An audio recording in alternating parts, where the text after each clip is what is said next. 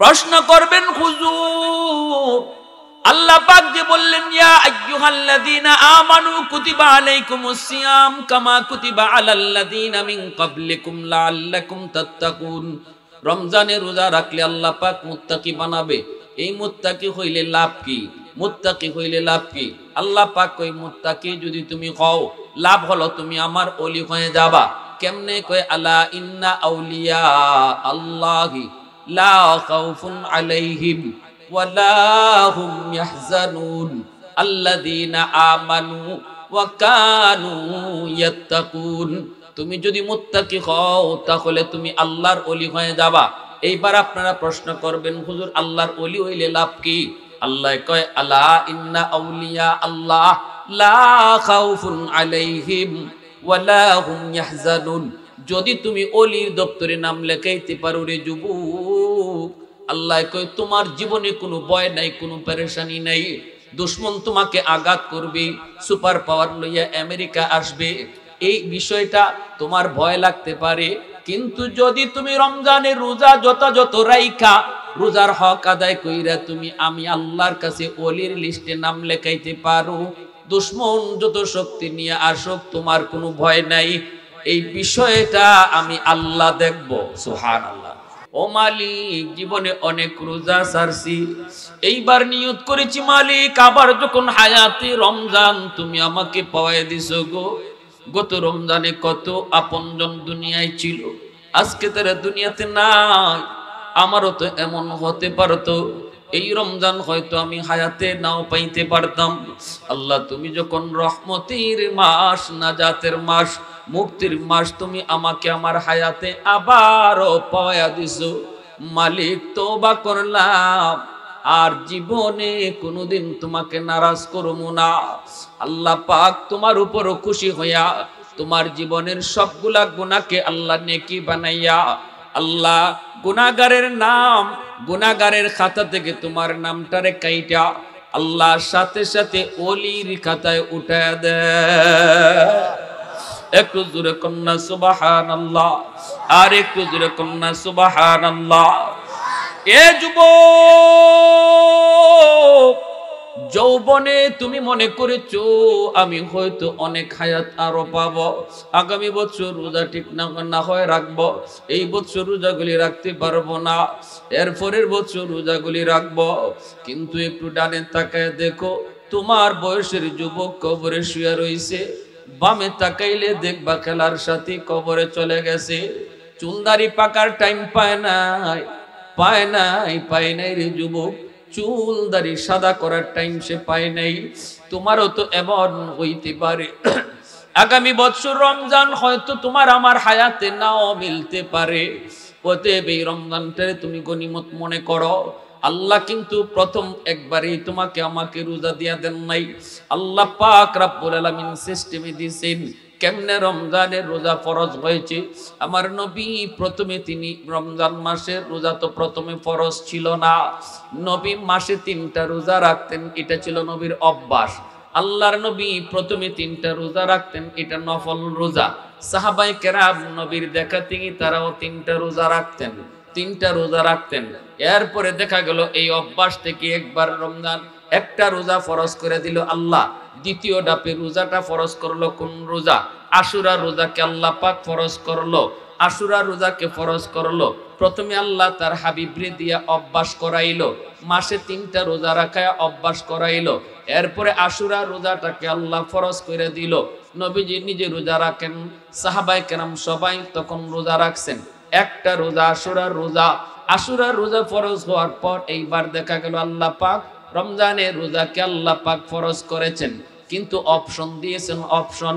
তৃতীয় ধাপে আল্লাহ পাক সবার উপরে ফরজ করেন নাই, আল্লাহ পাক অপশন দিয়া বলেছেন তোমাদের ভিতরে যারা ধনী তারা যদি চায় গরিবকে খানা খাওয়াইয়া রোজা রাখতো না তাহলে এটাও পারবো, গরিবরে খানা খাওয়াইয়া রোজা না রাখলেও রোজা হয়ে যাইব। এই অপশনটা আল্লাহ তৃতীয় স্তরে দিলেন। এরপরে আল্লাহ পাক এই কথাও বললেন কিন্তু গরিবরে না খাওয়াইয়া ধনীরা যদি রোজা রাখে এটা অনেক তার জন্য ভালো, উৎসাহ দিলেন রোজা রাখার। উৎসাহ দিলেন রোজা রাখার। আমি বিস্তারিত আয়াত সহ বইলে আমি আপনাদেরকে সময় এদিকে নিতেছি না, সামনে হলো আমার উদ্দেশ্য। তাহলে আল্লাহ পাক রব্বুল আলামিন প্রথমে অভ্যাস করাইলেন, তারপরে একদিন রোজা ফরজ করলেন আশুরার। 3 নম্বরে আল্লাহ পাক অপশন দিলেন রোজা রাখতেও পারো নাও রাখতে পারো। ধনীরা রোজার না রাইকা গরিব রে খাওয়াইলেও চলবে, তবে রোজা রাখাটা বালা। এইটুকু বইলা আল্লাহ পাক তৃতীয় স্তর কাটাইলেন। চতুর্থ পর্যায়ে আল্লাহ পাক ফাইনাল সিদ্ধান্ত দিয়ে দিলেন, ফামান শাহিদা মিনকুমুশ শাহরা ফালইয়াসুমহু। যদি তোমাদের ভিতরে কেউ রমজান মাস পায় অবশ্যই তাকে রোজা রাখতে হবে। এইবার এই আয়াতে আল্লাহ পাক ধনীদেরকে আর ছাড় দিলেন না, সবাইকে বললেন রোজা রাখতে হবে। ধনী গরিব সবাইকে রোজা রাখতে হবে।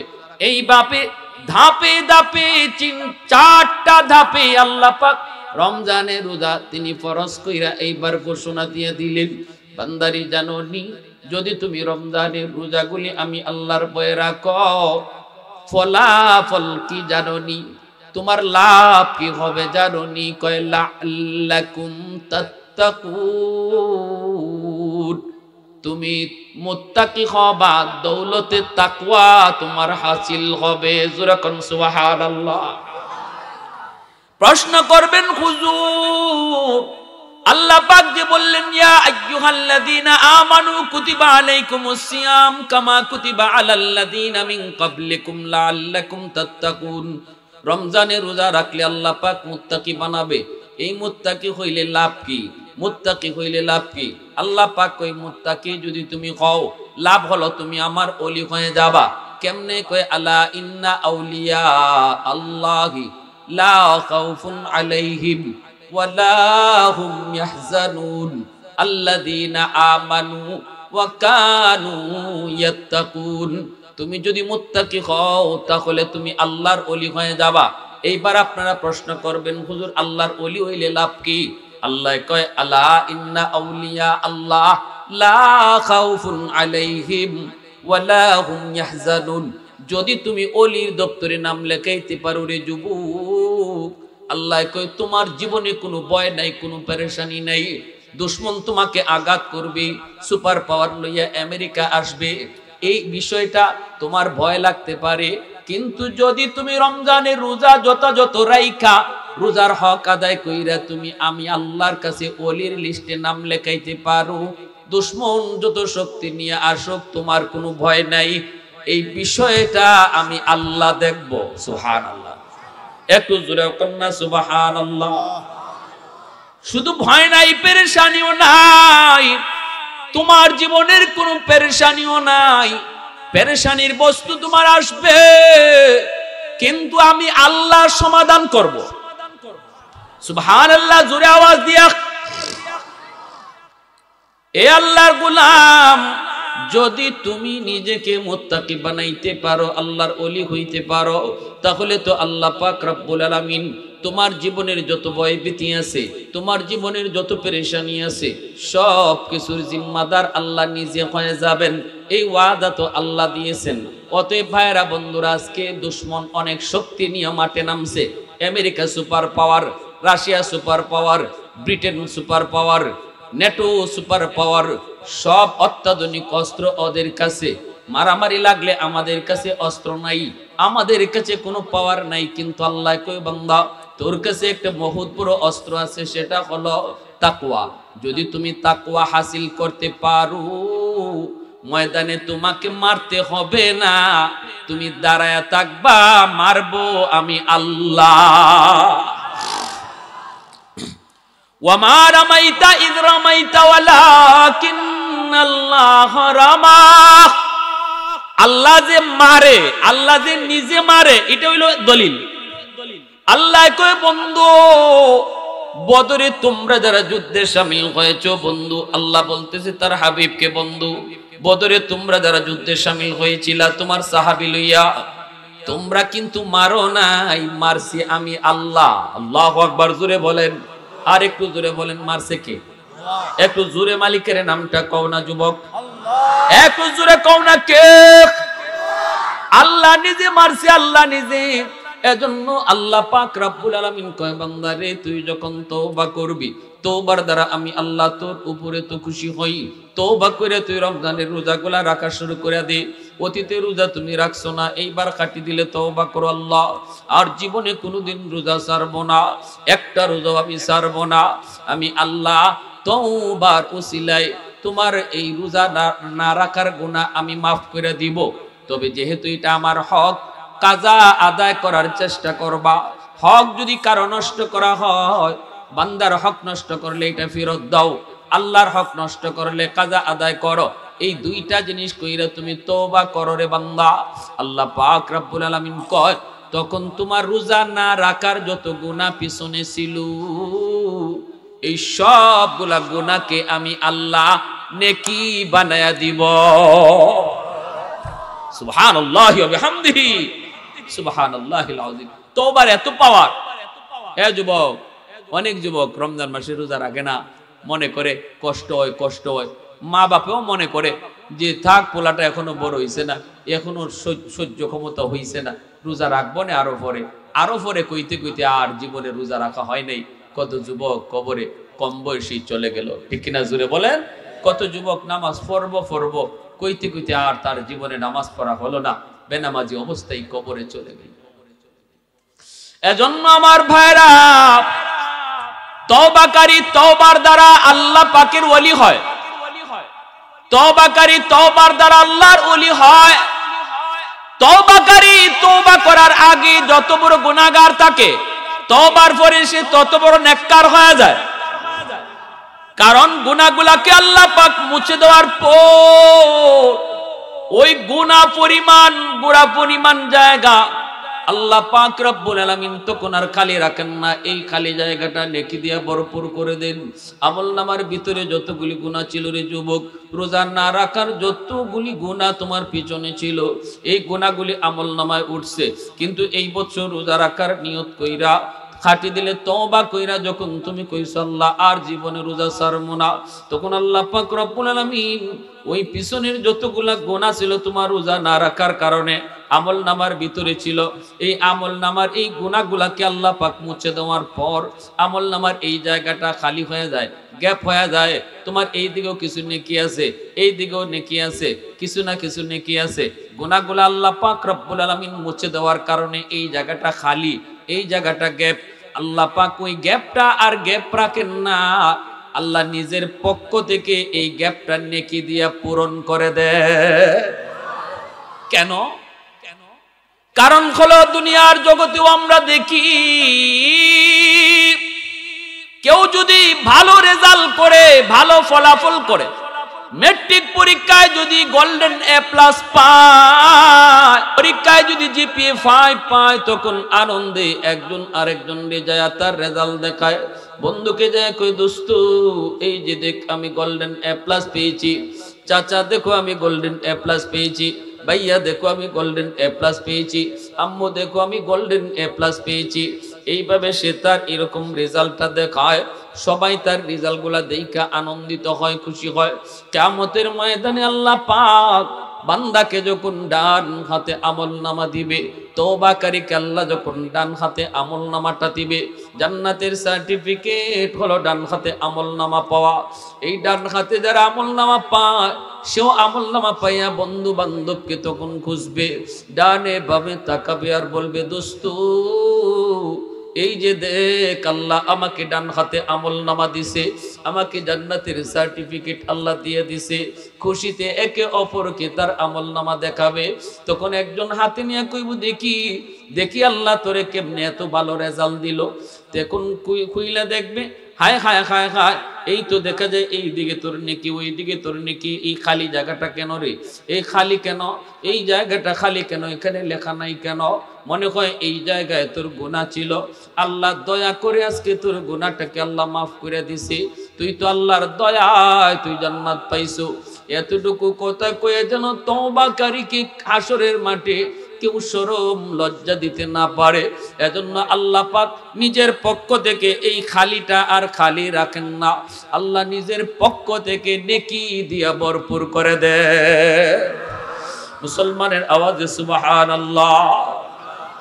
ये जिक्र खुदा दिल में सदा रखने दिया कर, ये जिक्र खुदा दिल में सदा रखने दिया कर और नक्श खुदा दिल में जमा रखने दिया कर क्या जाने हक इस्लाम है कोई फضل इलाही हर वक्त दरे कल्ब खला रखने दिया कर मुर्शिद की नजर गाज़ बसर से न होती है क्या खुश नजरी खुश नजरी खुश नजरी है क्या खुश नजरी खुश नजरी खुश नजरी है दिल तोड़ के दिल जोड़ दिया सबका खुदा से क्या दिल शिकानी दिल शिकानी दिल शिकानी है क्या दिल शिकानी दिल शिकानी दिल शिकानी है मोहब्बतेर साथे आवाज दिया बोलेन अल्लाहु আকবার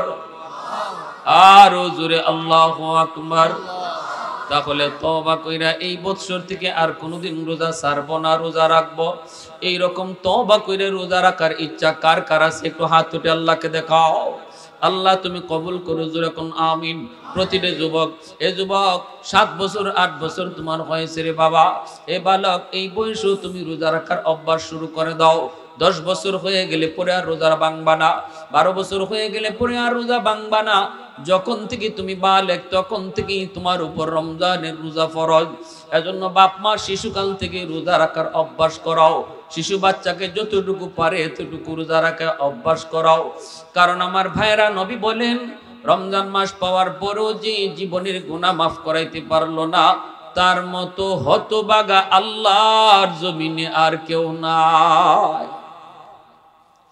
এত দুর্ভাগা এত হতভাগা আল্লাহর জমিনে আর কেউ নাই যে রোজা হায়াতে পাইলো অথচ গুনাহ মাফ করাইতে পারলো না এজন্যই আল্লাহ নবী রহমতের নবী রজব মাস ঢুকা মাত্রই নবী বলতেন আল্লাহ ও মালিক মরণ তুমি রোজার আগে দিও না আল্লাহ রমজান মাসের আগে তুমি মরণ দিও না রমজান আমার খুব কাছাকাছি চলে আসছে আল্লাহুম্মা বারিক লানা ফি রজব ওয়া শাবান ওয়া বাল্লিগনা রমাদান ওয়া বাল্লিগনা রমাদান আল্লাহ আর মাত্র কয়টা দিন রমজান বাকি যেই মাস পাইলে পড়ে তোমার রহমতের সবগুলি দরজা তুমি খুলে দাও আল্লাহ এই মাসটার মাত্র কয়েকটা দিন বাকি জানি না আমাদের ভিতরে এই কয়েকদিনের ভিতরে আবার কার হায়াত জানি নাই এজন্য নবী ভিক্ষা চাইতেন আল্লাহ তোমার কাছে হায়াত ভিক্ষা চাই সুবহানাল্লাহ জোরে বলো ও মালিক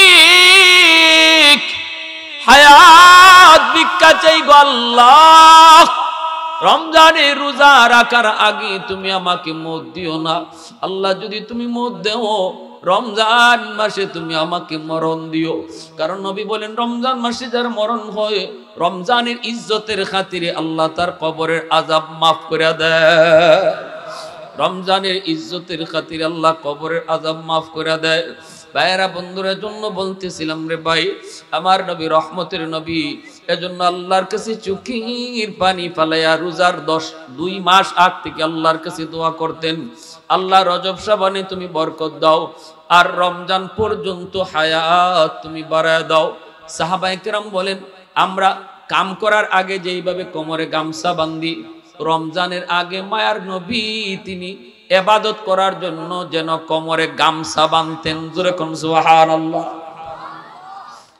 আর লম্বা লম্বা খুতবা দিতেন নবীজি সাহাবায়ে কেরামদেরকে নিয়ে রমজান আসছে রহমতের মাস আসছে গুনাহ মাফের মাস আসছে ইউজাদু ফিহি রিজকুল মুমিন যেই রমজানে আল্লাহ মুমিনের রিজিককে বাড়ায় দেয় জোরে কোন সুবহানাল্লাহ রমজান মাসে আল্লাহ মুমিনের রিজিক আল্লাহ বাড়ায় দেয় নবী বলেন এজন্য এই রহমতের মাস নাজাতের মাস শাহরুল মুওয়াসাত নবী বলেন এই মাসটা হলো সহমর্মিতার মাস একজনের পরে আরেকজনের দরদ দেখাইবার মাস এই মাসে কেউ কারো প্রতি কঠোর হইও না দরদ দেখাইও তুমি ধনী তোমার ঘরে 5টা তরকারি আরেকজনের ঘরে একটাও নাই তুমি তার দিকে একটু মায়া দেখাইও এই মাসটাই হলো দয়া মায়া দেখাইবার মাস জোরে কোন সুবহানাল্লাহ দয়া মায়া দেখাইবার মাস এই মাস হযরত ওমর ফারুক রাদিয়াল্লাহু তাআলা আনহু আবু বকর সিদ্দিক রাদিয়াল্লাহু তাআলা আনহুর কাছে যাওয়া মাত্রই হযরত আবু বকর বলতেছেন, ভাই ওমর, আমি আবু বকরের মন বলে তোমার জিন্দেগির নেকি আমি আবু বকরের চেয়ে অনেক বেশি, আমার চেয়ে তোমার জীবনের নেকি বেশি। হযরত ওমর তখন বলতেছেন, ভাই সিদ্দিক, এটা আপনি কেমন ভাবে বললেন, কিভাবে বললেন, যুক্তি কি?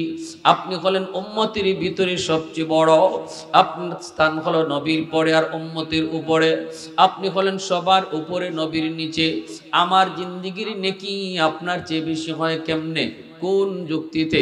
সিদ্দিকে আকবর বলতেছেন, ভাই ওমর, আমার কাছে কোনো যুক্তি নাই, তবে দলিল আছে। দলিল? কোন দলিল? কয় দলিল হলো আল্লাহর কালামে, আল্লাহ পাক কোরআনের মধ্যে দলিল দিছে।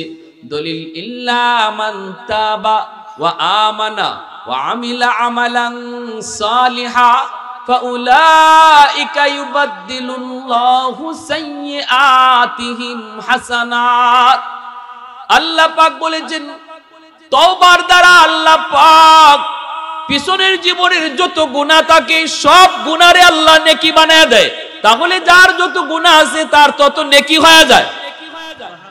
ও ভাই উমর, তোমার পিছনের জিন্দেগির গুনাহ আমার চেয়ে বেশি ছিল, ইসলাম গ্রহণ করার আগে তুমি গুনাহ আমার চেয়ে বেশি করেছো, এইবার তুমি তো তওবা করে ঈমান আনার কারণে আল্লাহ পাক ওই গুনাহগুলাকে যদি আল্লাহ নেকি বানায় দেয় তাহলে নেকিও তো এখন বেশি হয়ে গেল। সুবহানাল্লাহ। এই কথা বলতেই হযরত ওমর ফারুক রাদিয়াল্লাহু তাআলা আনহু, হযরত ওমর ফারুক রাদিয়াল্লাহু তাআলা আনহু এইবার তিনি চোখ দিয়ে দর দর করে পানি পড়ে, তিনি কাঁদতেছেন আর বলতেছেন, ভাই আবু বকর, আমি এত কিছু বুঝি না, আমি এত কিছু বুঝি না। যদি আমি ওমরের জীবনের নেকি তোমার চেয়ে বেশি হয় তাহলে আসো আমরা দুইজনে জীবনের নেকি বদলা বদলি করি। জীবনের নেকি তুমি আবু বকর, আমি উমর, আমার জিন্দেগির সব নেকি তোমাকে দিয়ে দিব। তুমি তোমার জিন্দেগির সব নেকি আমারে দিবাইনি? না, লাগতো না। তোমার জিন্দেগির সব নেকি লাগতো না, তুমি আমাকে এক রাইতের নেকি দিবাই। সুবহানাল্লাহ, জোরে কোন, আর একটু জোরে কোন না সুবহানাল্লাহ। সিদ্দিক আকবর বলে, ওমর, কোন রাতের নেকির কথা বলছো? কোন রাতের নেকি চাও? হযরত ওমর বলে, যেই রাতে তুমি আমার মায়ার নবীর সাথে হিজরত করেছিলা, যেই রাতে তুমি আমার মায়ার নবীর সাথে হিজরত করেছিলা ভাই আবু বকর, ওই এক রাতের নেকি যদি তুমি আমাকে দাও তাহলে আমি ওমর আমার জিন্দেগির সব নেকি তোমাকে দিয়ে দিব। কি পরিমাণ ভয় ছিল তাদের অন্তরে! হযরত ওমরের কলিজার ভিতরে ভয়, হায় রে, আমি কোথাও আটকা পড়ে যাই, আমার রাজত্ব পরিচালনা করতে যায় কোথাও নিয়ে আটকা পড়ে যাই, কোথায় কোন জায়গায় জানি ভুল হয়েছে, কোথায় কোন জায়গায় জানি আমার দ্বারা কোন ত্রুটি হয়ে গেছে, আমি আবার আটকা পড়ে যাই। এই ভয়ে হযরত ওমর বলতেছে, ভাই আবু বকর, আমি ওমর আমার জিন্দেগির সবগুলি নেকি তোমাকে দিয়ে দিব। কি পরিমাণ নেকি ওমরের জিন্দেগিতে ছিল!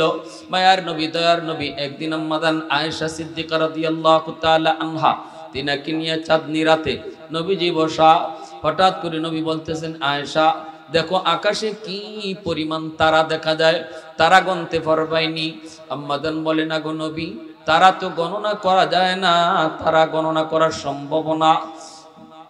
এবার নবী বলে, আয়েশা জানোনি, জানোনি আমার উম্মতের ভিতরে, আমার সাহাবীদের ভিতরে এমন একজন আছে যার নেকি আকাশের তারার চেয়েও বেশি।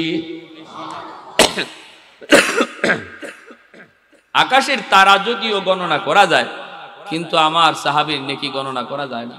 জানো সে কে? আম্মাজান বলে, ইয়া রাসূলুল্লাহ, না আমি জানি না, আপনি জানেন, আপনি কোন? নবী বলতেছে, আয়েশা আমি বলবো? বলে, জি বলেন। আম্মাজানের মনে মনে ধারণা যে রাসূল তো আমার আব্বার নামই কইব, কারণ আমার আব্বার থেকে এত নেকি আর কার?